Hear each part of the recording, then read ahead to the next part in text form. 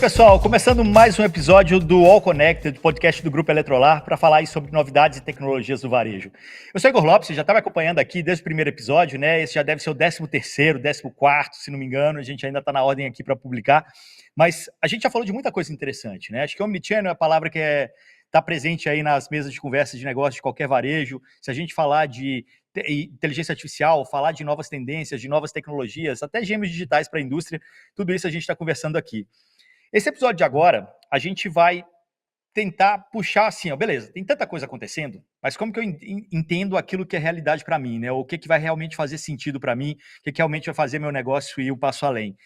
É para isso que eu tenho 3 convidados aqui que vão responder essa pergunta de milhões, né? Porque, putz, tanta coisa acontecendo, como é que eu escolho aquela bala de prata que vai resolver minha vida? Ou será que tem bala de prata, né? Às vezes eu nem sei. Mas vamos lá, deixa eu apresentar o pessoal aqui. Rodrigo Rufka, Head de Marketing América Latina na Körber Supply Chain. Obrigado por estar aqui conosco, prazer. Obrigado, Igor. Obrigado aos meus colegas aí por estarmos hoje aqui discutindo um tema tão sensível. Queria também aproveitar e agradecer a Eletrolar, porque é uma iniciativa muito interessante e eu espero que a gente possa ter aí um papo bem agradável, que a gente possa, de alguma forma, contribuir para o setor e para as pessoas que estão nos assistindo. Boa, e com muito case e muito caso de uso real aí da tecnologia e da inovação nos negócios, que o Paulo tem bastante para contar para a gente. Paulo Camelo, CEO e cofundador da Build, também prazer ter você conosco, Paulo. Obrigado, Igor. Obrigado, Igor, por Eletrolar. Prazer contribuir e trocar. Eu acho que educação é o que faz o mercado se mover. Então, a gente conseguindo trazer cada vez mais exemplos e troca com experiências distintas, vai ser muito rico. Ansioso. Boa. E Eduardo Ide, diretor comercial da CWS Platform, mas além de tudo, conector do mundo da tecnologia. Eu já percebi que ele conhece todo mundo. Quando precisar de um contato, é só mandar um LinkedIn para ele. Excelente. Igor, obrigado pelo convite. O Grupo Eletrolar também quero agradecer o convite. Espero que vai ser um papo muito legal. O Paulo conhece bastante, o Rodrigo também, o seu conhecimento. A gente está aqui para colaborar o que for possível. Boa. Bom, são 3 empresas do B2B, às vezes quem está assistindo não conhece muito elas, né? Vamos começar contando um pouquinho da Körber, o que faz. Claro. Supply chain, acho que todo mundo no varejo lida com isso, mas como que vocês ajudam o varejo hoje? Vou contar um pouquinho da história da Körber. A Körber, nós somos uma empresa alemã com sede em Hamburgo. Somos aí mais de 12 mil talentos em torno do mundo, em mais de 100 países, e temos diferentes linhas de negócios, né? Desde maquinário, farma e supply chain. E eu hoje faço parte da Körber Supply Chain, onde a gente, através de tecnologia, trabalha para descomplicar o mercado tão complexo que é o mercado de supply chain. Então, dentro de uma cadeia de suprimentos, né, a gente tem muita complexidade lá dentro. Então, a Körber, ela desenvolve software, automação, robótica, justamente para ajudar o dia a dia, para otimizar os processos e está, com certeza, ali ajudando não só o cliente final, mas também o B2B, que intermedia, né, toda essa mercadoria. Perfeito. Paulo, quando a gente fala de build, como que você tem ajudado o varejo hoje? Também, assim, o seu histórico, né? Você já passou por grandes varejistas aí. Exatamente. A Build surgiu de um momento de direcionar essas dores, Igor. Então, eu e meus sócios temos quase 20 anos de atuação, principalmente em varejo, de múltiplos nichos. Então, a gente está falando de varejo multidepartamental, varejo alimentar, varejo esportivo, outros segmentos como turismo, lazer, indústria. E a Build veio para endereçar essas dores no sentido de por onde eu começo, quais os parceiros de tecnologia necessários, como é que eu efetivamente lanço algo de acordo com o que a minha empresa precisa, como é que eu traciono esses negócios e, principalmente, como é que todos os envolvidos e envolvidas estão capacitados para conseguir evoluir na sua estratégia digital. Então, a Build vem como esse papel de seniorizar com maturidades diferentes, todos os segmentos, principalmente o B2B. Acho que tem tudo a ver com o nosso tema aqui hoje, né? Como que eu escolho a briga, né? Como que eu escolho o problema que eu vou atacar e como que eu faço isso da melhor maneira. Eduardo, conta para nós, CWS Platform, como vocês ajudam o varejo? A CWS é uma empresa de software as a service, especializada em digitalização de negócios. Então, digitalização dos negócios, vamos só deixar claro, para muita gente pode ser só vou construir um e-commerce, eu estou digital. Na verdade, não é a forma como a gente pensa. Digitalização dos negócios quer dizer digitalizar, sim, a forma como o seu cliente pode comprar diretamente de você, sem necessariamente estar dentro de uma loja. É digitalizar muito vendedor, que esse é o vendedor que atende a grande maioria dos clientes, e esse vendedor ele tem a capacidade de ser muito mais produtivo, dar um atendimento de melhor qualidade para quem está comprando. e também a possibilidade de você ter produtos de terceiros, né? Porque eu quero ser um one-stop shop em algum momento, né? Eu não quero que o meu cliente fique comprando aqui, mas compre lá, mas compre lá. Sempre que eu puder oferecer os produtos que ele precisa em um único lugar, para ele vai ser uma vantagem e para mim também vai ser uma vantagem. Tem uma vantagem financeira significativa. Então, essa é a abordagem que a gente está trazendo. Mas tem uma questão interessante no caso de vocês, que assim, quando você fala de digitalização, o vendedor da loja já fica de cabelo em pé. Fala, vai levar meu consumidor para o e-commerce, vai tirar minha venda. E vocês têm um approach diferente com relação a isso também. Sem dúvida, né? O approach de digitalizar montando um e-commerce, ele acaba sim trazendo uma grande dúvida na cabeça do vendedor, e o vendedor começa a falar assim, sabe o que é, comprador? Não compra lá no e-commerce, não, porque senão ele vai tirar meu emprego. Vem aqui comprar comigo que eu te dou um descontinho. Na verdade, a nossa abordagem é diferente. Nossa abordagem é a seguinte, estou trazendo para você, vendedor, uma ferramenta de vendas que vai melhorar a sua performance, vai te dar a capacidade de você atender muito mais clientes, que inclusive você vai poder ganhar mais comissão por isso, tá?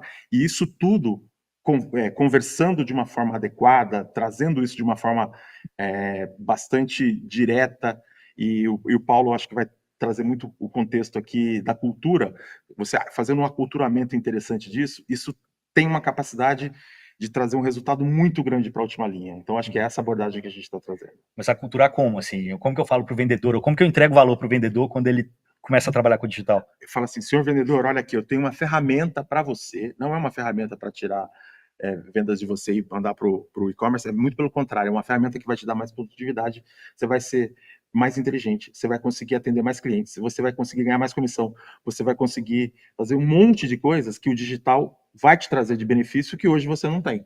Então, pensa lá, tem um cliente seu que está remotamente, está em algum lugar que não está próximo a você, ele quer comprar. Como é que ele faz? Nem sempre ele consegue comprar sozinho. O autoatendimento funciona para produtos simples. Para produtos um pouco mais difíceis, é complicado você fazer.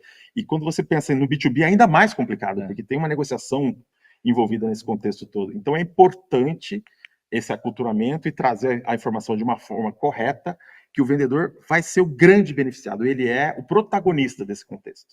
Mas eu fico pensando assim, antes de passar para vocês, eu fico pensando o cara numa loja tipo, sei lá, um Magalu ou um Casas Bahia, que seja, qualquer loja de venda de um eletrodoméstico. O cara chega lá para poder comprar uma geladeira. Aí ele percebe que no online está mais barato.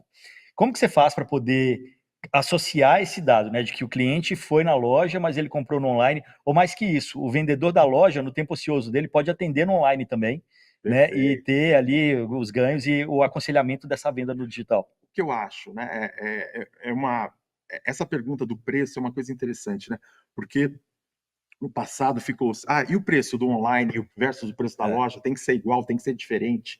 Como é que eu faço isso? Tem um contexto que, por exemplo, quem já conhece as farmácias já deve ter percebido isso, é one-to-one. O seu preço é um, o meu é outro, do Paulo é outro, do Rodrigo é outro. E que não dá para entender. E não dá para entender. E não é um problema. Então, na verdade, o que você precisa fazer? Você precisa entregar o preço correto, que seja justo, que seja viável para quem está comprando, que você tenha, no final, margem e, ao mesmo tempo, você tenha a conversão, né? Então, tem esse balanço que é significativo, e você tem que trabalhar com isso. É fácil? Não é, mas tem uma jornada que tem o passo a passo para você chegar lá.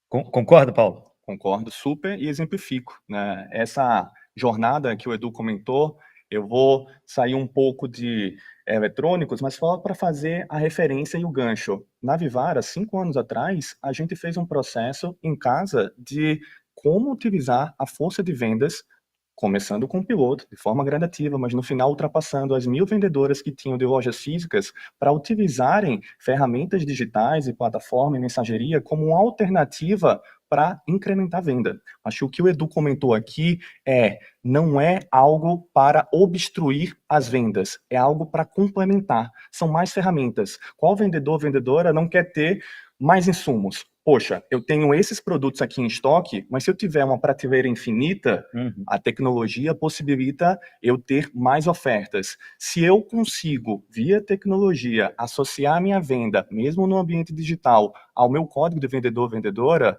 eu também consigo romper barreiras no famoso, daqui a pouco eu volto para resolver na loja, né? Não, não precisa nem voltar, você pode fazer isso em casa, no seu horário, e olha, tá aqui o meu código de vendedor, meu código de vendedora, estão aqui os outros produtos. Se precisar de alguma informação adicional, estou à disposição para fazer essa venda consultiva, e isso vai eliminando barreiras, vai eliminando dificuldades, fazendo com que o bom vendedor, a boa vendedora, tenha ainda mais força para conseguir converter. Então não é uma antítese, é uma soma. Mas nesse caso não precisaria nem do código, né? Se de repente ela pedisse o CPF só para registrar o atendimento, o último contato daquele cliente foi na loja tal, com o vendedor tal, na hora que ela entrar no site e fizer a compra, já poderia estar associado. Poderia ter até o carrinho pronto, né?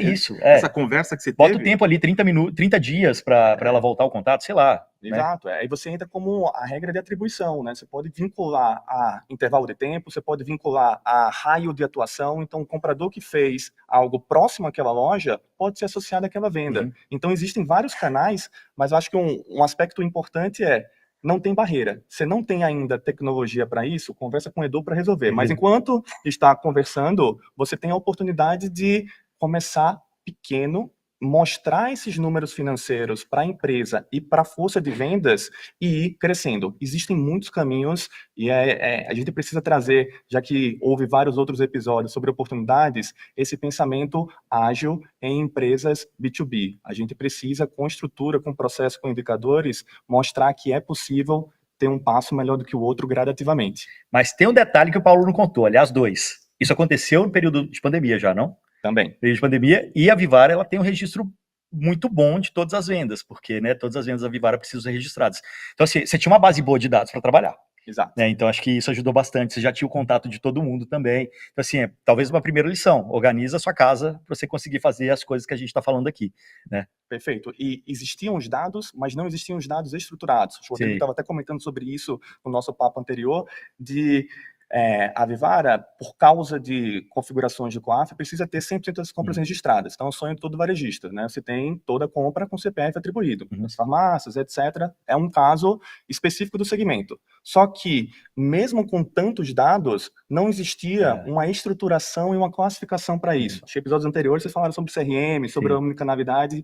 Então, não foi em função da pandemia, foi uma preparação que já vinha acontecendo, mas que foi acelerada de como é que eu utilizo essa base de clientes, como é que eu classifico, como é que eu atribuo essa base de clientes à minha força de vendas e como é que, de uma forma integrada, isso funciona melhor do que canal isolado.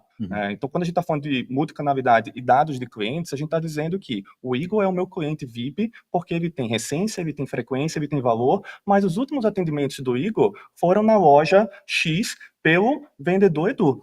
Então, se eu atribuo o Igor ao Edu e proporciono uma tecnologia em que o Edu entre em contato com o Igor, com o histórico de vendas, mostrando o lançamento, mostrando uma oportunidade, a propensão de compra é muito maior, porque eu estou utilizando a força de vendas com especialização, eu estou usando a sua base histórica e a tecnologia proporcionando todo esse meio de campo. Então, é negócio impulsionado pela tecnologia, não tecnologia por si só. Boa. A gente está falando aqui na ponta, né? Mas quando a gente começa a ir para trás, a gente tem toda a cadeia aí, que aí o Rodrigo pode falar bastante para nós sobre isso. Exatamente. Supply chain, né? Quando a gente fala nessa complexidade que é, como você colocou no começo, o que dá para fazer para otimizar aí? Ou o que você tem visto aí de boas práticas no mercado? O que você tem oferecido para o varejo?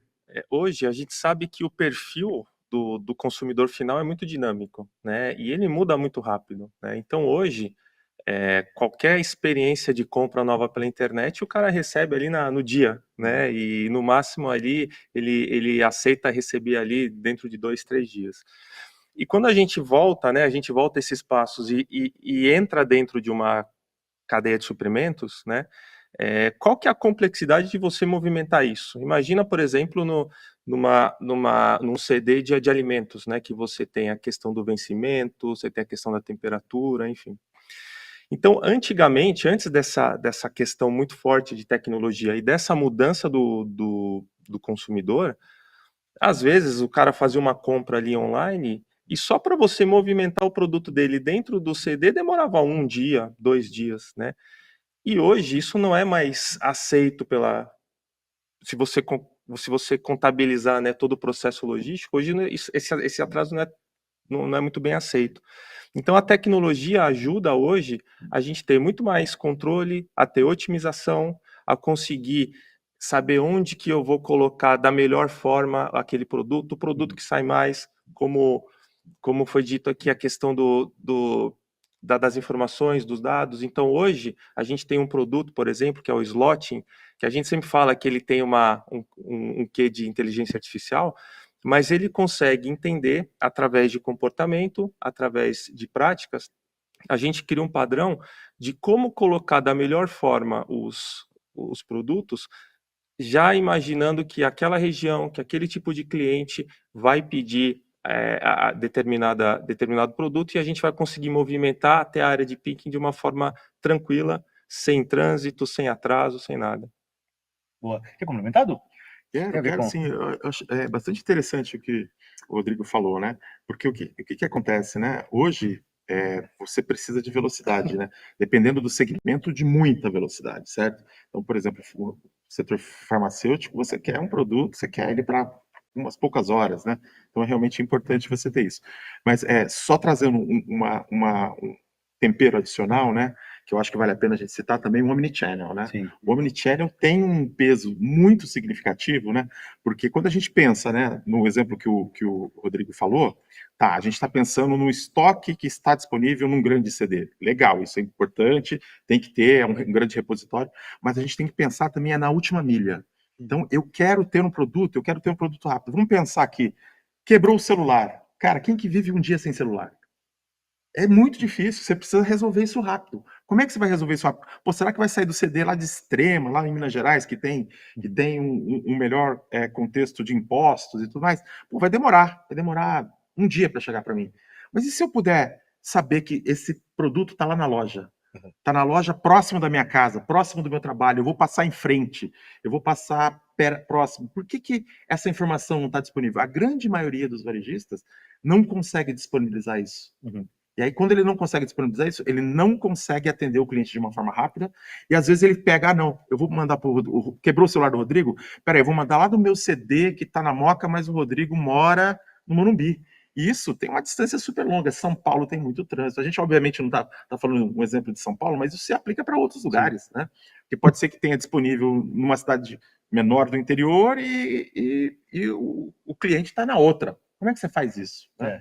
Então é importante você pensar também no contexto omnicanal, porque o omnicanal vai ter um ganho significativo em termos de preço de logística, vai ter um ganho significativo em termos de velocidade de entrega, de qualidade do atendimento do cliente.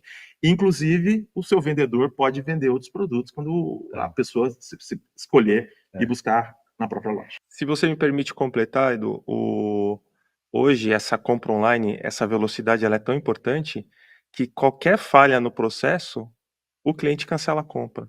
E daí, voltando, né, para a minha realidade, a logística reversa, ela é muito mais complexa do que simplesmente você tirar um produto do centro. Quando você traz ele de volta, daí você já tem um ambiente que é bem complexo, você consegue complicar um pouco mais.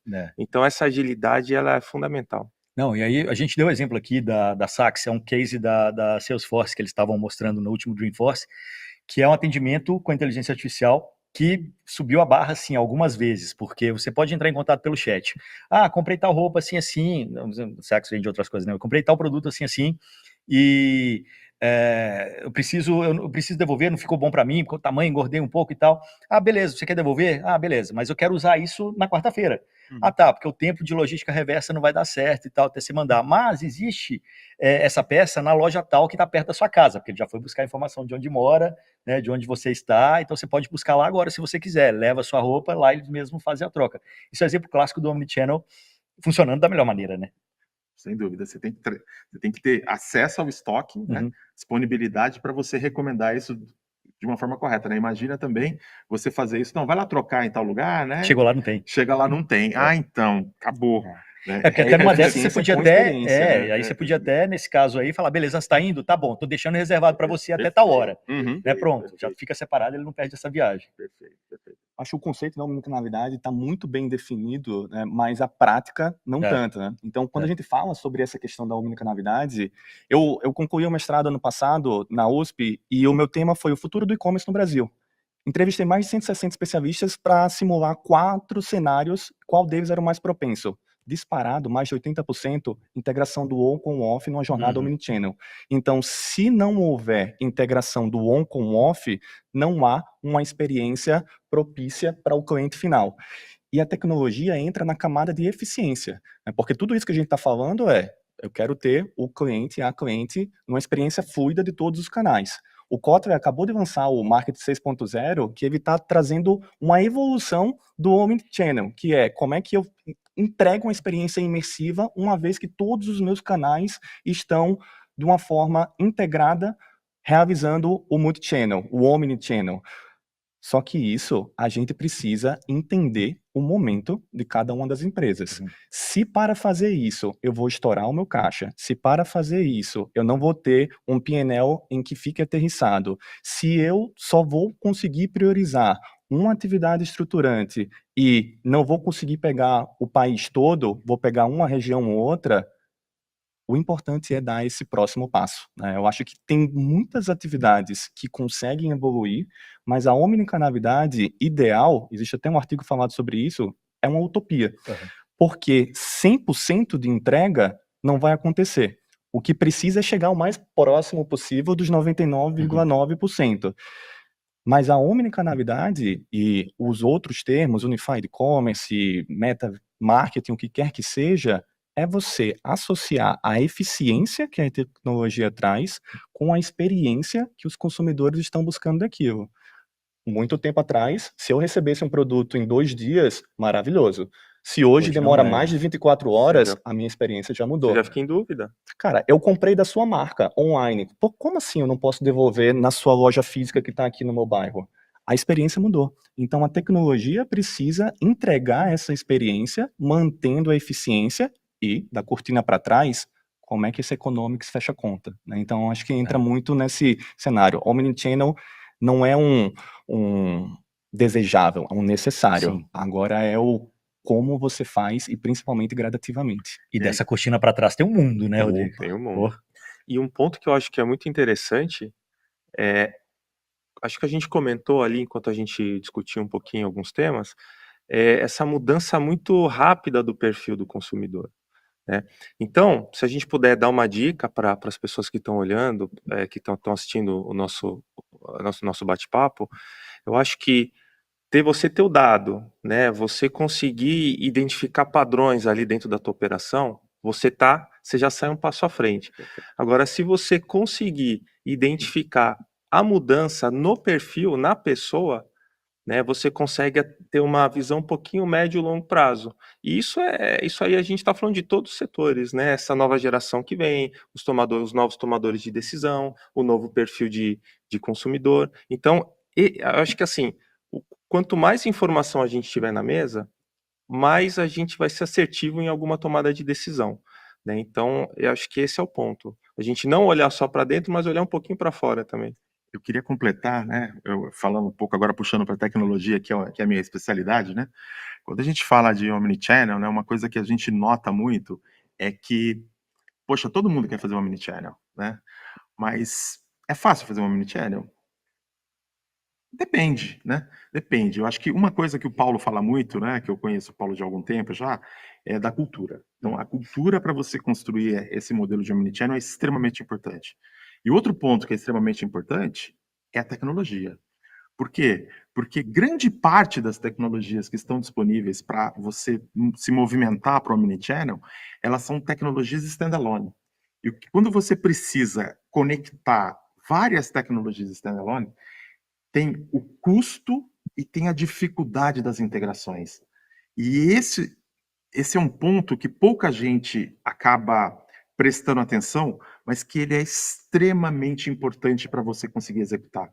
Porque senão você fala, poxa, eu tenho o meu CRM é mas a minha ferramenta de front de loja é outro, que é diferente da minha ferramenta de e-commerce, que é diferente da minha ferramenta do que o vendedor usa.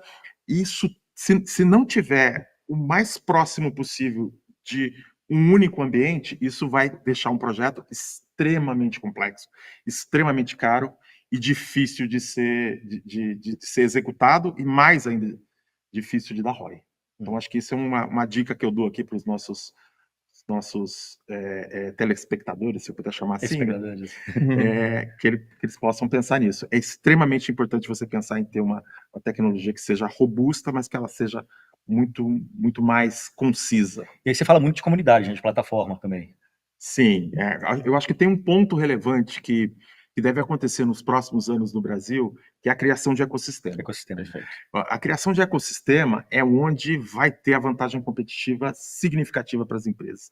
Então, quando você olha para o mercado, né, bom, eu sei que o Paulo conhece bastante também, mas olha lá, o que está acontecendo, né? Pô, tem uma empresa que vocês devem conhecer que chama BIS, que é a empresa da Unilever. O que a Unilever está fazendo, cara? A Unilever está se metendo em tecnologia? Sim, a Unilever está se metendo em tecnologia, ela está construindo uma plataforma para se tornar one-stop shop de negócios pequenos que compram produtos do tipo refrigerante, chiclete, chocolate. Ela quer que essas empresas pequenas consigam fazer todas as compras em um único lugar. E para que ela está fazendo isso? Porque ela quer liderar esse movimento. Ela, sim, quer oferecer primeiramente os produtos da Unilever para refrigerantes e os produtos que a Unilever atua, mas ao mesmo tempo ela quer servir melhor esse cliente dela e trazendo outros players. Traz a Nestlé, traz a Rect para vender produto de limpeza, traz a Adams para vender chiclete. Isso tudo, quando ela consegue construir e liderar esse processo, ela passa a ser praticamente dona do cliente. E aí ela vai ter a capacidade de falar, não, agora é um pouquinho mais para cá, agora é um pouquinho mais para lá, agora eu vou favorecer esse meu parceiro, agora eu vou favorecer meu outro parceiro, inclusive com a possibilidade de retail media, começa a ter movimentações extremamente significativas, né? E só complementando, né, que você nos pediu, retail media é quando você oferece, o varejo oferece alguma forma de promoção para a indústria poder aparecer mais, quer seja uma ponta de gôndola, quer seja no meio digital, ter um banner, quer seja ter uma campanha de e-mail marketing, né? Mas isso é extremamente relevante, né? Então, acho que os meus 2 cents aí sobre esse assunto aí. Boa. Você quer complementar? Ecossistema é um tema enorme, né? Tipo, o ecossistema é algo que, se a gente olha nos diferentes segmentos de varejo, o Magazine Luiza, nesse momento que a gente está gravando aqui, acabou de lançar o MagaluPay, que é a instituição financeira, para conseguir pegar uma fatia complementar ao cenário de e-commerce. Mercado Pago, do grupo Mercado Livre, tem mais de 50 milhões de usuários cadastrados e é uma das principais fintechs do país. Essa empresa é uma empresa de varejo, é uma empresa de marketplace, é uma empresa de tecnologia, é uma empresa de envio, de supply, é um ecossistema.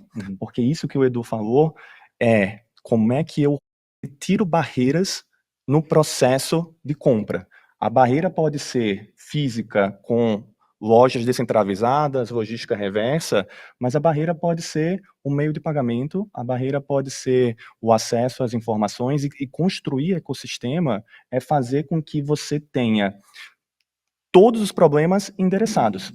Então, se a Amazon começou com livros e hoje tem dezenas de milhões de SKUs, como é que a gente, trabalhando com as empresas que estão escutando a gente em seus determinados segmentos, poxa, como é que eu vou concorrer com um Mercado Livre, com a Magalu, com a Amazon?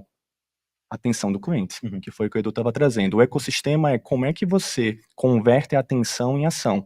Se você quer monetizar essa ação, projeto de retail media. Se você quer converter essa atenção em produtos próprios, mundo ideal do varejo. Se você não está no momento de venda para o seu sortimento, mas você complementa com sortimentos relevantes no seu perímetro, poxa, eu vendo geladeira e eu complemento com fogão, e eu complemento com refrigeração, eu complemento com ar e ventilação, complemento com outros, mesmo que eu não tenha isso, eu estou atendendo. Então, falar de ecossistema é falar de cultura de atenção e de monetizar essa atenção em negócios.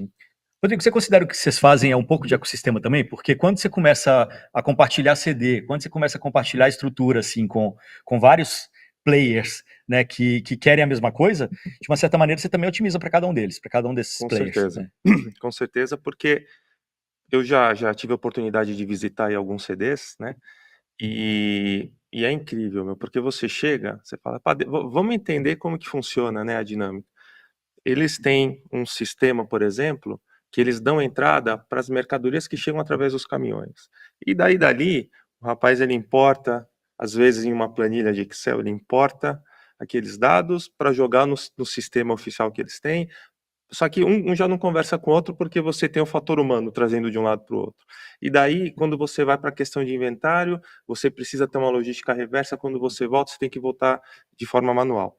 Então, o nosso objetivo, realmente, o WMS, né, que é uma das principais soluções que hoje a gente tem, ele tem o objetivo de integrar todas as soluções, e ele é capaz de, além da questão de integração, da geração do ecossistema, a gente consegue trazer automatização para o processo.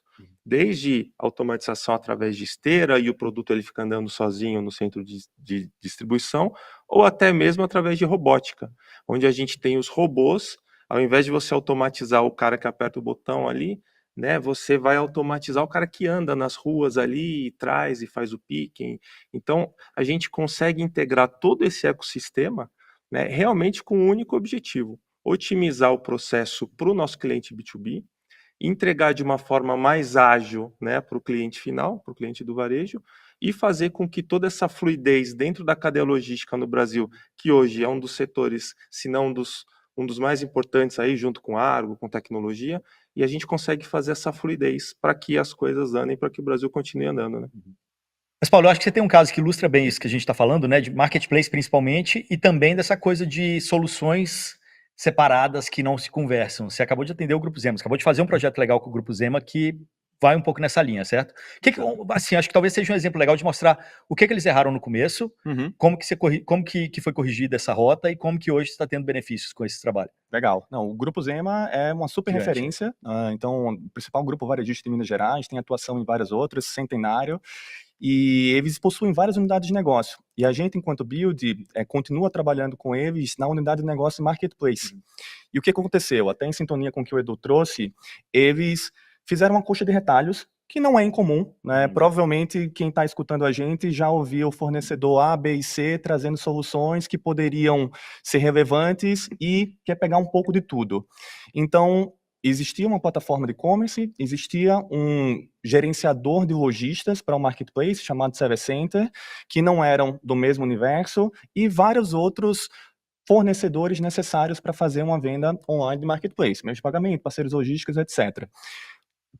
O termo oficial, quando a gente fala de organizar isso, é revisar a arquitetura de sistemas, né? Então, como é que os processos fluem melhor de um sistema para o outro, mas especificamente no caso Zema, a gente não mudou nenhum sistema, e no intervalo de 1 ano, os dados públicos, a gente aumentou em mais de 10 vezes o faturamento que eles tiveram nessa unidade de negócio comparado com o ano anterior, com os mesmos sistemas e com a mesma equipe dedicada para o projeto. Isso é mágica? Não, isso foi governança de dados, estruturação e priorização. Quando a gente olha a realidade do negócio, quais são as fortalezas? Grupo Zema, super referência no segmento, segmentos que possuem muita penetração, ticket médio alto e uma possibilidade de empresas multinacionais e nacionais quererem atuar mais fortemente. A gente fez uma revisão em algumas etapas. A primeira foi, quais são os lojistas mais relevantes? Não vamos pegar uma cauda longa, vamos trazer players que consigam fazer isso. Vamos capacitar a equipe, e é esse lado de cultura que a gente falou mais cedo, como é que a equipe, com indicadores apropriados, entendendo o porquê está sendo feito aquilo que precisa ser feito e não estava sendo feito antes, é mais meia hora no meu dia? É mais meia hora no meu dia, mas é mais meia hora que está refletindo nesse indicador por causa dessa questão e que está, no final, contribuindo com a meta. A gente trazendo essa cultura de tráfego, lojistas apropriados, capacitação de equipe e mostrando para todo mundo como esses processos nos sistemas funcionam ou poderiam funcionar melhor, a gente extrai o máximo do que já tem para, numa página 2, como é que você organiza eventualmente esses sistemas de uma forma que não precise ter puxadinhos, de uma forma que você tenha uma vertical única que enderece todos esses pontos. Mas mesmo se o caso de algum dos espectadores agora seja de, poxa, eu estou vinculado com essa plataforma por um tempo maior, como é que você otimiza isso a partir de visão de negócio? Então, o Grupo Zema foi um desses exemplos em que você consegue com processos e pessoas olhando para o mesmo lugar, num plano de negócio estipulado, alcançar resultados melhores que você tinha antes. Eu acho que esse caso ilustra bem o tema do nosso episódio aqui, né? Como que eu evoluo, como que eu inovo com olhar de resolução de algum problema do negócio. Aí você tinha um monte de KPI, um monte de indicador que mostrava resultado na ponta. O que vocês dizem, assim, para quem está assistindo também nesse sentido? Onde inovar? Ou que tecnologia eu devo olhar? Ah, IA agora é hype. Metaverso foi hype até 3 anos atrás, mas aí, enfim, né, deu no que deu. Como eu olhar para tudo isso e pensando que a gente está vivendo também uma vida de cachorro, né? Cada ano vale 7. Então, como que eu olho para algo hoje, implemento algo hoje, sabendo que, sei lá, daqui um ano eu vou ter que mudar o rumo, e tudo bem mudar o rumo? É muita coisa para a cabeça, né, nesse momento. É bastante coisa, é bastante possibilidade, né? Você tem que olhar e quando você olha, você não tem tempo nem dinheiro para fazer todas, né? Você tem que escolher Então, a briga escolher? certa. Bom, a minha experiência vamos dizer assim, aonde eu estou concentrando os meus esforços, está sim nesse contexto de digitalização e de omnichannel. Para mim, isso tem ganhos significativos de última linha, são ganhos que são facilmente mensuráveis, de grande porte, você pode mudar o negócio nesse contexto. Eu acho que as empresas deveriam pensar mais nisso, apesar de grande parte delas achar que isso é muito difícil e é muito demorado e muito caro para fazer. Tem que começar. Não necessariamente, tá? Você consegue fazer isso por etapas, você consegue ir colhendo resultados ao passo que você vai investindo, então dá para você ir fazendo aos poucos cada uma dessas etapas. Eu acho que tem resultados que são significativos, tá? E você, Rodrigo, como que você olha, como você escolhe a guerra que você quer lutar, ou como que a Corber faz isso? Eu acho que assim, muito bem explicado aí. Eu acho que o principal ponto é o foco no cliente, né? Quando a gente tem essa briga dentro de casa, a gente sabe que a gente tem a questão cultural da empresa, né? Que a gente tem que às vezes ser disruptivo, a gente tem que provar. Mas quando a gente chega na ponta e fala o foco é no cliente, eu acho que todas as áreas trabalham juntas, né? Então, dentro da Corber, né, um dos nossos lemas hoje é foco no cliente, né? Então, toda vez que a gente trabalha para uma nova tecnologia, ou até quando a gente oferece isso, o nosso time de vendas, ele entra em campo para falar, a gente olha e fala, vamos olhar para o teu cliente e vamos ver de que forma a gente pode colocar a melhor solução. Você, Paulo, o que te direciona, assim, Super de acordo com o Rodrigo, o Edu também contribuiu super. E eu acrescento com um cenário de metodologia, né? Então, foco no cliente deveria ser o drive, se não há cliente, não há empresa. O seu cliente pode ser perfil A, B ou C, mas sem o cliente, você não vai ter negócio. Como é que você prioriza esse negócio? A metodologia de crescimento, a metodologia de growth, que várias empresas adotaram, tem 4 etapas. Dados e insights, ideação, priorização e execução. Então, antes de sair fazendo, como o Edu pontuou, como é que você consolida os seus dados e insights disponíveis? É a sua base de clientes, são os seus fornecedores, é a sua equipe interna, a sua força de vendas, relatórios externos, e no evento da Eletrolar, dados e insights. A partir desses dados e insights, você começa a ter, poxa, existem essas ideias daqui. Então, com todos os crachás trazendo esse aspecto. Mas você, na etapa seguinte, prioriza não em função de crachá, mas sim em função dos dados e insights que você coletou antes.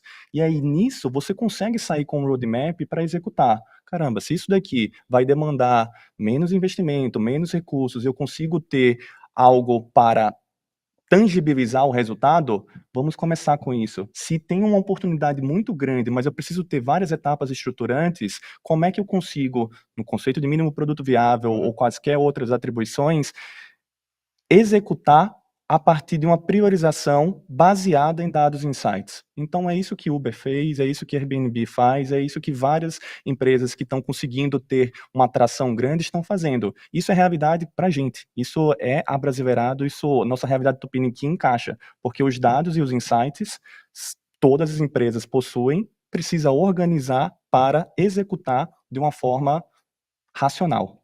Boa. Pessoal, assim, acho que as coisas estão tão rápido, como eu falei, né, que assim, será que dá para a gente pensar no que seria aí um driver de transformação digital para daqui 3, 5 anos? Você consegue imaginar onde a gente vai chegar numa próxima etapa? Posso começar? Vai lá. Para mim, os vencedores vão começar nesse modelo de construção de ecossistema. Em 3 a 5 anos, quem não tiver participando de uma forma organizada e forte, você corre o risco de ficar para trás. Então, para mim, tem Omnichannel certamente extremamente importante, mas esse contexto de você pensar como é que você vai organizar o seu ecossistema é uma discussão de CEO, uma discussão de conselho que tem que existir e não adianta deixar para depois, porque se você não começar a pensar agora, você pode ter certeza que o seu concorrente já está pensando. Eu concordo 100%, Edu, e eu só complemento que é um processo árduo. É tempo, é suor, é investimento, e como você bem disse, se você não começar agora, daqui a 3, 5 anos você já vai estar Tá morto. para baixo da fila. E aí, Paulo? Concordo tanto com isso que quando a gente falou antes sobre Vivara, várias coisas que foram possíveis foi porque tinham começado 2, 3 anos antes. Então, o cenário de integrar a força de vendas, o cenário de prateleira infinita, não surgiu de 1, 2 meses pós-pandemia. Isso eram projetos que estavam sendo discutidos pelo conselho, que estavam sendo discutidos pela alta liderança, e o timing conseguiu ser apropriado para isso. Então, concordo absolutamente com os colegas e só complemento o cenário de imersão, de experiência. Para garantir a experiência, a gente precisa ter um ecossistema, precisa ter o trabalho árduo de processos, mas se a gente não faz com que os nossos consumidores estejam inseridos numa experiência diferenciada, experiência diferenciada não é o metaverso ou realidade aumentada virtual, não. É como é que eu me sinto efetivamente atendido ou atendida para o meu problema. E isso é a venda consultiva, é a plataforma de tecnologia, é o processo que deixa a experiência fluida. Então, quando você tem essa preparação de alto nível, somado à visão de cliente, com um ecossistema que nada mais é do que resolver todos os problemas da jornada, não tem como dar errado. Mas aí a gente volta no ponto inicial da nossa conversa aqui, que é cultura. Não adianta ter esse monte de tecnologia, esse monte de ciência de foguete, se as pessoas não usam da melhor maneira, né? E aí, assim, até voltando num ponto, como que eu faço quando a empresa é muito travada, quando às vezes eu tenho que ficar provando meu ponto o tempo inteiro, e principalmente quando eu vou começar um processo que só vai ter resultado a médio e longo prazo, como que eu convenço esse board de que, cara, eu preciso começar isso aqui, por mais que eu não tenha resultado agora?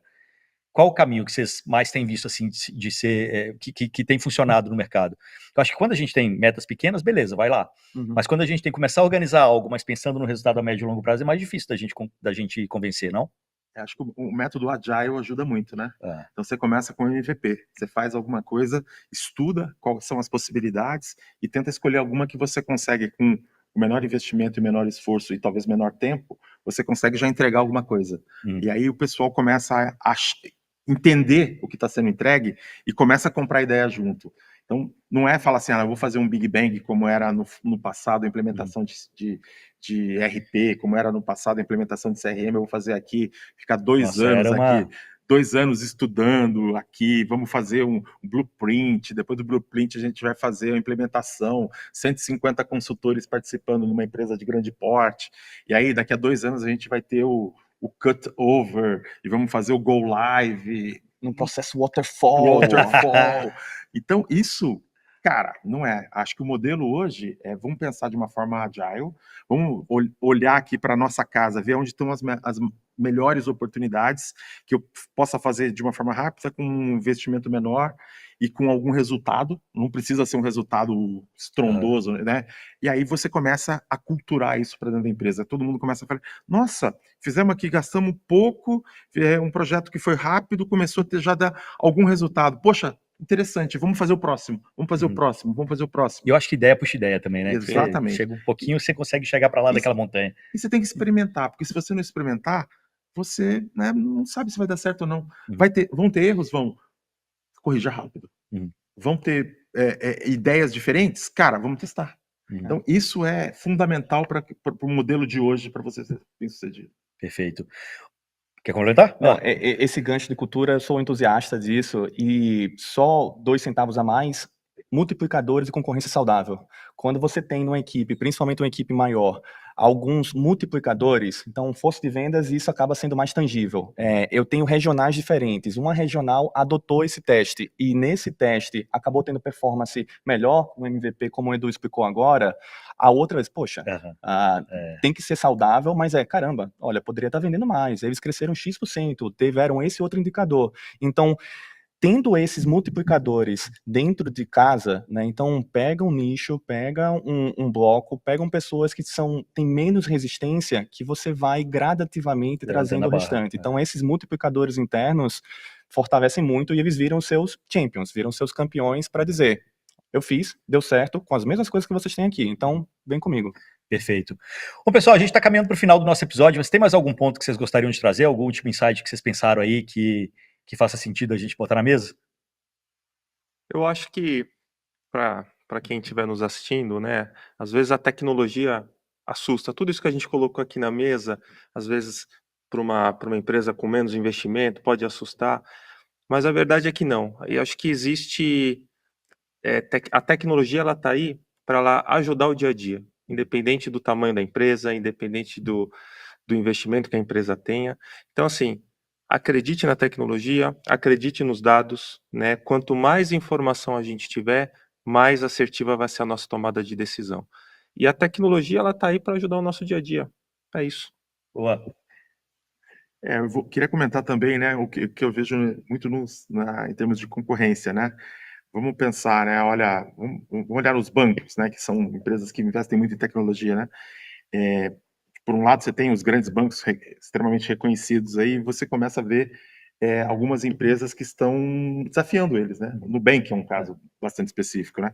Então, é um investimento em tecnologia. O Nubank não é um banco somente, é um banco extremamente tecnológico, e ele está conseguindo desafiar os grandes, coisa que ninguém pensou que iria acontecer alguns anos atrás. Ele está desafiando, está trazendo números incríveis, né, resultados incríveis. Então eu acho que a tecnologia pode sim colaborar, obviamente tem que caber no bolso de cada um, tem que estar no timing certo, né, e eu acho que tem empresas super interessantes aí para ajudar, né, consultorias e tudo mais, mas eu acho que tecnologia dá resultado. Perfeito. E pessoas, né? Aculturamento e tecnologia. Tecnologia para pessoas. Para pessoas, perfeito. Obrigado. Ei, Paulo. Totalmente de acordo. E minha última dica, peça ajuda. Gente, vocês, enquanto B2B, vocês têm o potencial de errar menos e chegar aos resultados que vocês querem em menos tempo, se houver pessoas ajudando nesse processo. Podem ser CS, podem ser diretores comerciais, podem ser sócios, consultores, mas peçam ajuda. Ecossistema, como que vocês estão fomentando aqui, é multiplicação de conteúdo. Então já existe muito conteúdo bacana disponível, e quando pede ajuda, e essa ajuda é bem recebida, bem filtrada, a gente consegue acelerar muitos projetos. Quer pedir ajuda? Vou facilitar para você, deixar o LinkedIn dos três aqui do lado, então só chamar ali para uma conversa, de repente até entender um pouco mais das soluções dos três aqui também. Fica aí o contato de todo mundo. E quer pedir mais ajuda também, ó, Eletrolar Show, 23 a 26 de junho, lá no AMB, aqui em São Paulo. A gente vai ter a Solutions Village com várias empresas ali mostrando também soluções como essas que a gente apresentou aqui na mesa para vocês. Beleza? Bom, pessoal, obrigado demais. Agradeço muito a presença aqui do Rodrigo Rufka, Head de Marketing América Latina na Körber Supply Chain, Paulo Camelo, CEO e cofundador da Build, Eduardo Ide, diretor comercial da CWS Platform. Prazer falar com vocês, valeu demais. Obrigado, gente. Obrigado. Muito obrigado. Obrigado você também que ficou com a gente até agora. Valeu, gente. Até semana que vem.